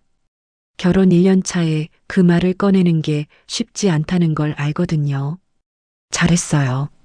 근데 형님, 오빠가 많이 화났어요. 오늘 거실에서 잤어요. 저도 분위기가 비슷하다고 답장을 보냈어요. 우리 이번 주 일요일에 시댁 가기 전에 한번 만나요. 네, 형님. 저도 그러고 싶었어요. 토요일 오후 우리는 집 근처 카페에서 만났습니다. 동서가 먼저 와서 창가 자리에 앉아 있었는데 피곤해 보였어요. 잘 못 잤어요? 네, 형님. 좀 그랬어요. 저도 사실 잘 못 잤습니다.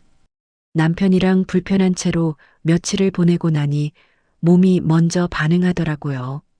우리는 커피를 시키고 나서 내일에 대해 이야기했어요. 어머니가 어떻게 나오실 것 같은지, 아들들이 어떤 역할을 할 것 같은지, 그리고 우리가 어떻게 흔들리지 않을 수 있을지를요. 동서가 말했습니다. 형님, 저 솔직히 흔들려요. 저는 그 말이 반가웠어요. 나만 흔들리는 게 아니라는 게 이상하게 위로가 됐거든요. 저도요. 어머니가 서운해 하시는 거 보면 제가 나쁜 짓을 한 것 같고요. 오빠가 화내면 제가 가족을 힘들게 하는 것 같고요. 그 감각 알아요. 저도 그래요. 동서가 커피잔을 두 손으로 감싸며 말했습니다. 근데 형님, 저 이번에 안 흔들리고 싶어요. 진짜로요. 왜요? 한번 흔들리면 또 예전으로 돌아가는 거잖아요. 그러면 이번만 아니고 앞으로도 계속 그렇게 되는 거고요. 저는 그 말을 듣고 잠깐 아무 말도 하지 않았습니다. 동서가 정확하게 봤어요. 한번 무너지면 우리가 힘들게 꺼내놓은 것들이 전부 없었던 게 되어버리는 거거든요. 그리고 아마 다음번엔 꺼내놓을 용기조차 내기 어려워질 거예요. 흔들리더라도 같이 흔들려요. 제가 말했습니다. 각자 흔들리면 각자 무너지는데 같이 흔들리면 서로 잡아줄 수 있잖아요. 동서가 저를 바라봤어요. 그리고 천천히 웃었습니다. 형님, 저 형님이 차갑다고 들었는데요. 알아요. 저도 들었어요. 전혀 안 차가운데요. 저도 웃었습니다. 그리고 그 웃음 뒤에 잠깐 마음이 먹먹해졌어요. 7년 동안 나는 왜 이 사람한테 차가운 척을 해왔을까요? 아니, 차가운 척이 아니라 차갑다고 믿어왔을까요? 누가 만들어 놓은 프레임 안에서 스스로를 그 프레임에 맞춰가고 있었던 거였어요. 다음 날 일요일, 저는 아침부터 마음을 단단하게 잡았습니다. 남편은 여전히 말이 없었고 시댁으로 가는 차 안도 조용했어요. 어색한 침묵이었지만 저는 그 침묵을 억지로 채우려 하지 않았습니다. 시댁에 도착했을 때 동서 부부가 거의 동시에 도착했어요. 동서와 짧게 눈이 마주쳤고 우리는 같이 현관으로 들어갔습니다. 어머니는 거실에 앉아 계셨어요. 평소보다 표정이 가라앉아 있었습니다. 왔어? 인사가 평소보다 짧았어요. 저와 동서는 나란히 앉았습니다. 아들들은 어머니 옆으로 자연스럽게 자리를 잡았고 그 배치가 묘하게 어떤 구도처럼 보였어요. 어머니 쪽과 며느리 쪽처럼요. 어머니가 먼저 말씀을 꺼내셨습니다. 나는 지금까지 가족을 위해서 한 거야. 며느리들 힘들게 하려던 게 아니고. 저는 조용히 듣고 있었어요. 근데 너희가 그렇게 자료까지 만들어서 가져오니까 엄마가 얼마나 당황했겠어. 진수 오빠가 말을 얹었습니다. 그러니까 그냥 말로 하면 됐잖아. 저는 그 말을 들으면서 속으로 잠깐 정리했어요. 말로 했으면 됐다는 건 우리가 말로 했을 때는 어떻게 됐는지를 기억 못 하시는 거였습니다. 말로 하면 흐지부지 됐어요. 그래서 눈에 보이게 만들었던 거고요. 하지만 저는 그 말을 꺼내지 않았습니다. 지금 그걸 따지는 게 목적이 아니었으니까요. 동서가 조용히 말했어요. 어머니, 저희가 어머니를 공격하려 한 게 아니에요. 그건 진짜로요. 남편이 저를 바라봤습니다. 눈빛이 어서 뭔가 말하라는 것 같았어요. 저는 어머니를 바라보며 말했습니다. 어머니가 서운하신 거 알아요. 그리고 그 서운함이 이해돼요. 하지만 저희도 오랫동안 말하지 못한 것들이 있었어요. 그걸 이번에 처음으로 꺼내놓은 거예요. 어머니가 시선을 내리깔며 말씀하셨어요. 그래도 방식이 그건 아니잖아. 어떤 방식이 좋으셨을 것 같아요? 제가 물었습니다. 어머니가 대답을 하지 않으셨어요. 잠깐 거실이 조용해졌습니다. 그때 동서가 말했어요. 어머니, 저희 제안이 당장 다 받아들여져야 한다고 생각하지 않아요. 그냥 같이 이야기해보고 싶었어요. 남편이 헛기침을 하더니 말했습니다. 그래도 설거지를 우리가 해야 하냐는 건 좀. 동서가 진수 오빠를 바라보며 말했어요. 오빠, 저는 결혼하고 1년 동안 명절마다 혼자 설거지했어요. 진수 오빠가 말을 잇지 못했습니다. 남편도 잠깐 입을 다물었어요. 어머니가 창밖을 바라보셨어요. 한동안 아무도 말을 하지 않았습니다. 저는 그 침묵이 나쁜 침묵이 아니라는 걸 느꼈어요. 뭔가가 천천히 스미는 침묵이랄까요? 어머니가 조용히 말씀하셨습니다. 생각해 볼게. 그 말이 전부였어요. 인정도 아니고 거부도 아닌 그냥 생각해 보겠다는 말이었습니다. 하지만 저는 그것으로 충분하다고 생각했어요. 어머니가 30년 넘게 굳혀온 방식을 하루 만에 바꾸실 수는 없는 거니까요. 그날은 오래 있지 않았어요. 차를 한 잔 마시고 어색한 대화 몇 마디를 나누고 일찍 일어섰습니다. 나오면서 동서와 엘리베이터를 같이 탔어요. 문이 닫히자 동서가 작게 말했습니다. 형님, 우리 오늘 안 흔들렸어요. 저는 고개를 끄덕였습니다. 안 흔들렸어요. 주차장으로 내려와 각자의 차로 향하면서 동서가 말했어요. 형님, 저 오늘 형님 집에서 자면 안 돼요? 저는 잠깐 동서를 바라봤어요. 피곤한 눈이었습니다. 집에 돌아가도 진수 오빠랑 어색한 분위기가 기다리고 있을 거라는 게 눈에 보였어요. 와요. 저도 솔직히 혼자 있고 싶지 않았거든요. 남편한테는 동서가 온다고 문자를 보냈습니다. 남편은 그래라고만 답장을 보내왔어요. 그날 밤 저와 동서는 거실에 나란히 앉아 맥주를 한 캔씩 따랐습니다. 처음 편의점에서 만났던 날과 똑같은 구도였어요. 하지만 그때와는 많이 달랐습니다. 그때는 서로를 조심하면서 조심스럽게 이야기를 꺼냈다면 지금은 그냥 편하게 기대어 있을 수 있었어요. 동서가 말했습니다. 형님, 우리 남편들도 결국 바뀔 것 같아요? 저는 맥주를 한 모금 마시며 말했어요. 글쎄요. 바꾸려고 하면 안 되고 알게 해야 하는 거니까요. 알게 하는 게 더 어렵지 않아요? 어렵죠. 하지만 더 오래 가요. 동서가 천장을 바라보며 말했습니다. 형님은 7년 동안 어떻게 버텼어요? 저는 잠깐 생각했어요.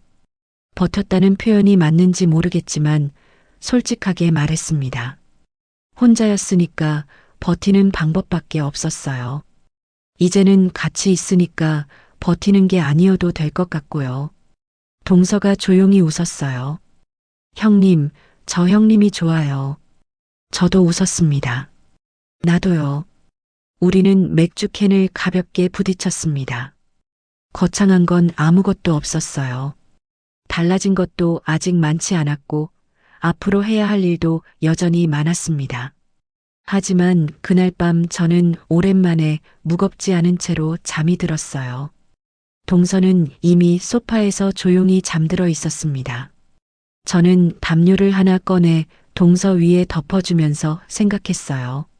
7년 동안 서로를 경계하고 어색하게 지내온 두 사람이 지금 같은 거실에서 같은 밤을 보내고 있다는 것이요. 어머니가 가장 원하지 않으셨던 그림이겠죠. 하지만 저한테는 지금껏 시댁과 관련된 기억 중에 가장 따뜻한 장면으로 남아 있습니다. 불이 꺼진 거실에서 저는 눈을 감으며 생각했어요. 흩어지면 힘들고 뭉치면 버틸 수 있다는 걸요. 그날 아침 동서는 저보다 먼저 일어나 있었습니다. 소파에서 일어나 조용히 주방으로 가더니 물을 끓이고 있었어요. 저도 눈을 비비며 일어나 주방으로 갔습니다. 잘 잤어요? 네, 형님. 오랜만에 깊이 잤어요. 우리는 따뜻한 차를 한 잔씩 들고 창가에 나란히 앉았습니다. 아침 햇살이 거실 바닥 위로 길게 들어오고 있었어요. 말이 없어도 불편하지 않은 시간이었습니다. 동서가 차를 한 모금 마시고 조용히 말했어요. 형님, 저 오늘 집에 들어가면 오빠랑 제대로 이야기해야 할 것 같아요. 무슨 이야기요? 그냥 다요. 우리 결혼하고 1년 동안 제가 어떻게 지냈는지를요. 저는 그 말을 듣고 잠깐 창밖을 바라봤습니다. 동서가 그 이야기를 꺼내기로 마음먹었다는 게 느껴졌어요. 가볍지 않은 결심이었습니다. 잘할 수 있을 것 같아요? 모르겠어요. 그래도 해야 할 것 같아요. 저도 그날 남편과 이야기를 해야겠다는 생각이 들었어요. 제대로 차분하게요. 싸우려는 게 아니라 이해시키고 싶었습니다. 내가 지금까지 어떤 마음으로 7년을 살아왔는지를요. 동서가 아침을 먹고 집으로 돌아간 뒤 저는 남편이 일어나길 기다렸습니다. 남편은 늦게 일어나 눈을 비비며 주방으로 나왔고 저는 커피를 한 잔 타서 내밀었어요. 남편이 잠깐 저를 바라봤습니다. 아직 어색한 기운이 남아 있었어요. 앉아요. 남편이 의자를 빼고 앉았습니다. 저도 맞은편에 앉았어요. 이야기 좀 해요. 남편이 커피잔을 감싸주며 말했습니다. 또 뭔가 준비해 왔어? 저는 웃음이 살짝 났어요. 아니요. 그냥 이야기요. 남편이 가볍게 고개를 끄덕였습니다. 저는 자료도 없이 슬라이드도 없이 그냥 말로 시작했어요. 결혼하고 첫 명절 때 이야기부터요. 혼자 부엌에서 6시간을 서 있었던 것, 어머니한테 전화를 받고 혼자 다 하겠다고 했던 것, 동서를 경계했던 것, 그게 모두 어머니가 놓아둔 구조 안에서 제가 혼자 감당하고 있었던 것들이라는 거요. 남편은 처음엔 가끔 반박하려다가 중간쯤부터는 그냥 듣기 시작했습니다. 제가 화를 내지 않았기 때문인지 아니면 그냥 말의 무게가 느껴졌던 건지는 모르겠어요. 1시간쯤 이야기를 나누고 나서 남편이 말했습니다. 나는 진짜 몰랐어. 알아요. 왜 말을 안 했어? 저는 잠깐 생각했어요. 왜 말을 안 했을까요? 말을 해도 달라지지 않을 것 같았기 때문인지 말을 꺼내는 것 자체가 너무 에너지가 드는 일이었기 때문인지 아니면 그냥 말해봐야 내가 예민한 사람이 되는 것 같았기 때문인지요. 말할 수 있는 구조가 아니었어요. 남편이 조용히 있다가 말했습니다. 미안해.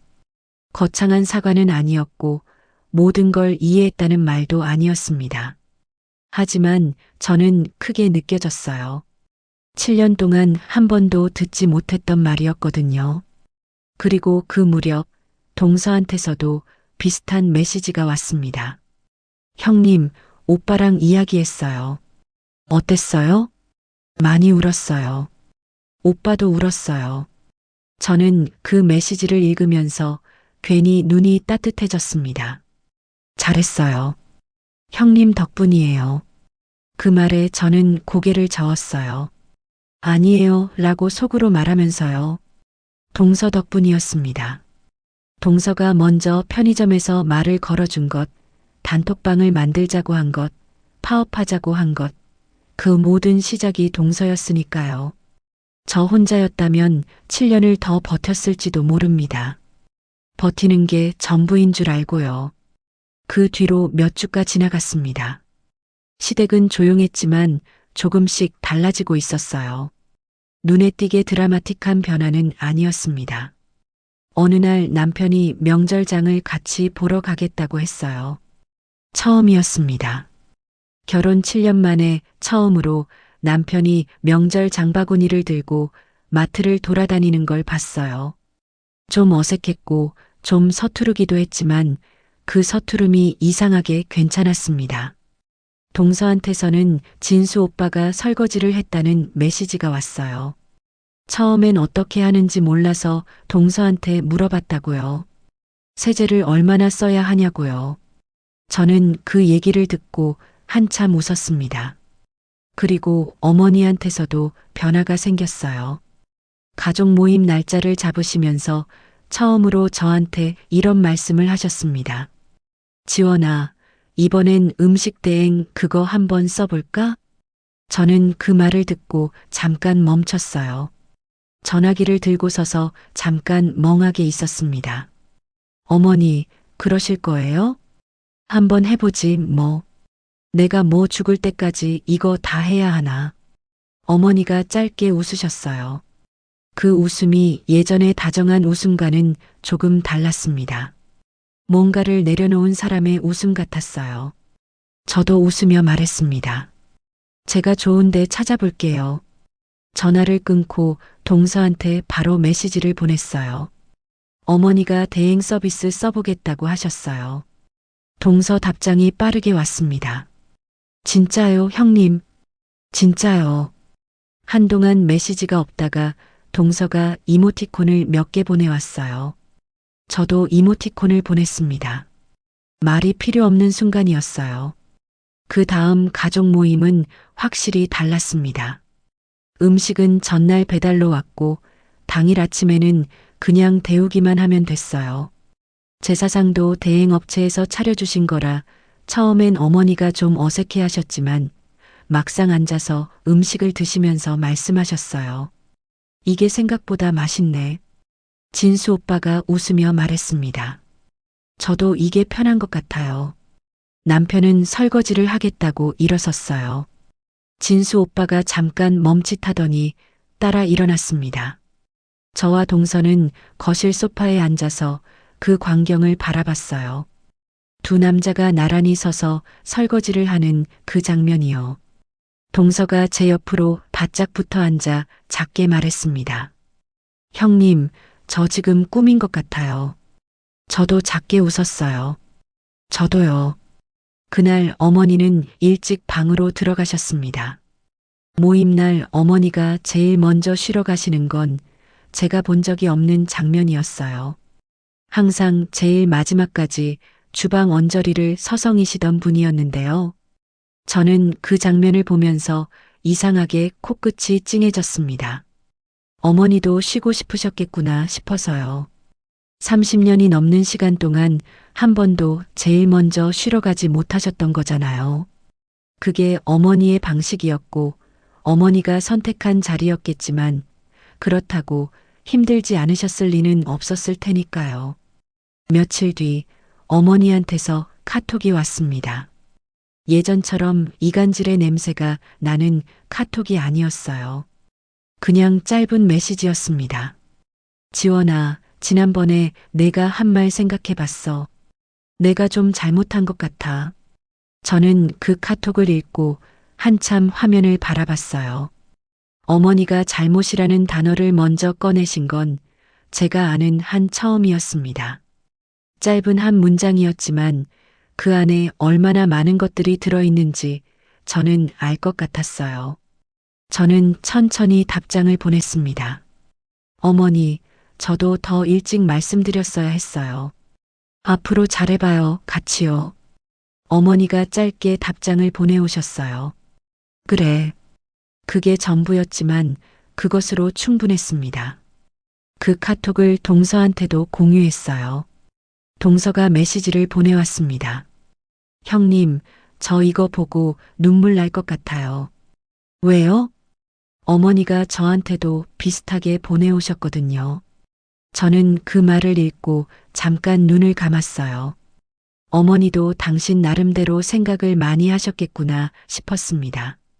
서운하고 당황스럽고 그러면서도 어딘가 알고 계셨던 거겠죠. 오래된 방식이 잘못됐다는 걸, 그걸 인정하는 게 어렵고 낯설었을 뿐이지요. 그로부터 2달쯤 지난 어느 날이었습니다. 동서한테서 연락이 왔어요. 형님, 이번 주말에 저랑 어디 좀 갈 수 있어요? 어디요? 그냥 당일치기로 드라이브요. 남편들 없이 우리 둘이요. 저는 잠깐도 망설이지 않고 답장을 보냈습니다. 좋아요. 그 주말 우리는 경기도 외곽 쪽으로 차를 몰았어요.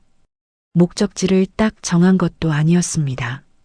그냥 고속도로에 올라서 달리다 보니 어느 강가 근처 작은 카페가 보였고 우리는 그냥 거기에 멈췄어요. 카페 안은 조용했습니다. 통창 너머로 강이 보였고 햇살이 수면 위에서 잘게 부서지고 있었어요. 커피를 시키고 나서 동서가 말했습니다. 형님, 저 이렇게 시댁 이야기 안 하고 형님이랑 앉아 있는 거 처음이에요. 저는 그 말을 듣고 잠깐 생각했어요. 맞았습니다. 우리가 만날 때마다 나누는 이야기의 중심엔 항상 시댁이 있었어요. 어머니, 남편들, 단톡방, 대응 전략, 노동가치 보고서까지요.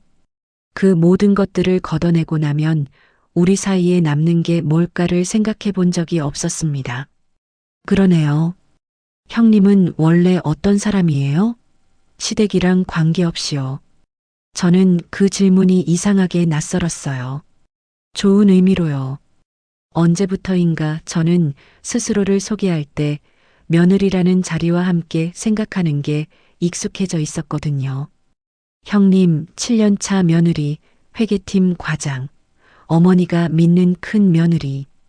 그 자리들을 다 내려놓고 나면 저는 그냥 어떤 사람이었을까요? 좋아하는 게 많은 사람이에요. 혼자 책 읽는 거 좋아하고 오래된 동네 골목 걷는 거 좋아하고요. 사실 요리도 좋아하는데 명절 음식을 너무 많이 하다 보니까 요리가 싫어진 것 같기도 해요. 동서가 웃었습니다. 저는 형님이 요리 원래 좋아하시는 줄 몰랐어요.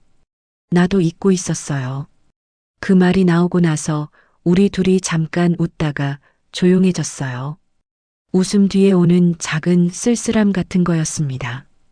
잊고 있던 것들이 많다는 거, 그리고 이제는 그것들을 하나씩 되찾아도 된다는 거요. 동서가 창밖을 바라보다가 말했습니다. 형님, 우리 이제 어떻게 될 것 같아요? 시댁이요. 저는 천천히 커피를 한 모금 마셨어요. 완전히 달라진 건 아직 아니었습니다. 어머니는 여전히 어머니셨고 남편들은 여전히 완전히 달라진 건 아니었고 다음 명절도 아마 쉽지만은 않을 거예요. 하지만 달라진 것들도 분명히 있었습니다. 어머니가 먼저 잘못했다고 말씀하신 것, 남편들이 설거지를 하게 된 것, 음식 대행 서비스를 쓰게 된 것, 그리고 무엇보다 저와 동서가 이렇게 나란히 앉아 있는 것이요. 천천히 좋아질 것 같아요. 동서가 고개를 끄덕였습니다. 저도 그렇게 생각해요. 형님, 우리는 그날 오후 내내 그 카페에 있었어요. 시댁 이야기는 거의 안 했습니다. 동서가 좋아하는 음악 이야기를 했고, 제가 오래전에 혼자 다녔던 여행 이야기를 했고, 우리 둘 다 가보고 싶은 곳들을 얘기했어요. 언제 같이 여행을 가보자는 말도 나왔습니다. 거창한 약속이 아니라 그냥 자연스럽게 나온 말이었어요. 하지만 저는 그 말이 꼭 지켜질 것 같았습니다. 돌아오는 길 고속도로 위에서 동서가 조수석에 앉아 졸고 있었어요. 저는 음악을 낮게 틀고 혼자 운전했습니다. 차창 밖으로 노을이 지고 있었어요. 하늘이 주황빛으로 물들어가는 걸 보면서 저는 지난 몇 달을 천천히 돌아봤습니다. 편의점에서 처음 마주 앉았던 밤, 단톡방 이름을 정하던 날, 프레젠테이션 자료를 만들던 새벽, 흔들리면서도 안 흔들리기로 했던 일요일 오후, 그리고 지금 이 순간까지요. 잘한 건지 못한 건지를 따지기보다 그냥 해왔다는 게 맞는 것 같았습니다.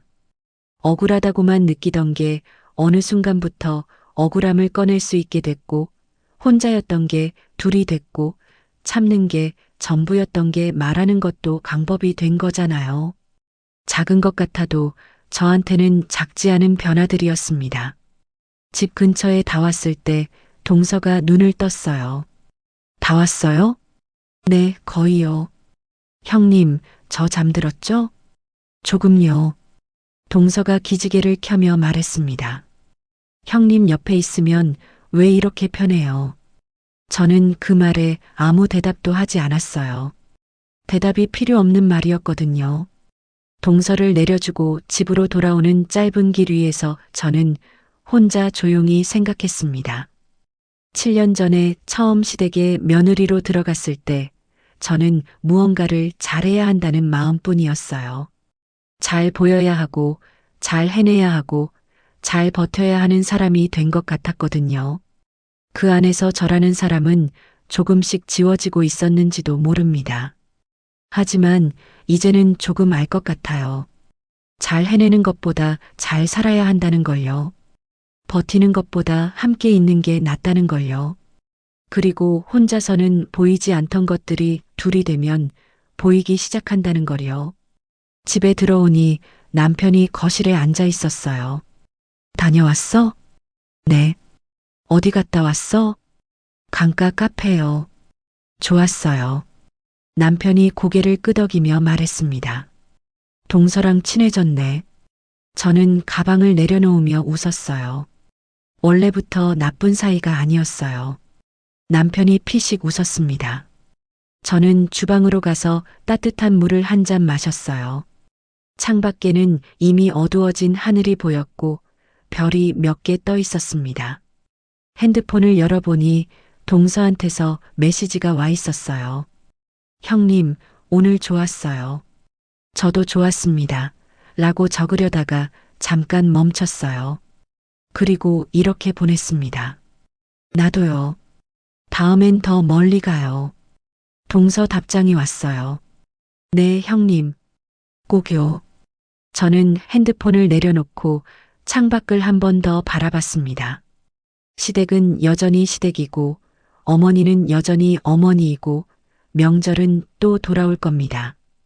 완벽하게 달라진 건 없어요. 하지만 저는 이제 알고 있습니다. 혼자 버티는 며느리가 아니라 말할 수 있는 사람으로 살아도 된다는 거요. 그리고 그 말을 함께 들어줄 사람이 옆에 있다는 거요. 그게 구조조정의 진짜 결과였습니다. 숫자가 아니고 선언문이 아니고 어머니의 인정도 아닌 그냥 더 이상 혼자가 아니라는 것이요. 시월드 구조조정본부는 지금도 조용히 운영 중입니다. 카톡은 가끔 오고 우리는 가끔 만나고 남편들은 여전히 가끔 서툴고 어머니는 여전히 어머니예요. 하지만 이 모든 가끔들이 이제는 조금 달라졌습니다. 혼자가 아닌 가끔이 됐으니까요. 그리고 그걸로 저는 충분합니다. 오늘의 사연을 들은 여러분은 어떠셨나요? 내가 만약 사연의 주인공이었다면 어땠을지 댓글 남겨주세요. 그리고 구독, 좋아요, 알림 설정은 무료이니 꼭 한 번씩 눌러주세요. 다른 사연이 궁금하시다면 추천 동영상을 클릭해주세요. 오늘 사연을 들어주셔서 감사합니다. 여러분은 이 세상의 주인공입니다. 건강하고 행복하세요.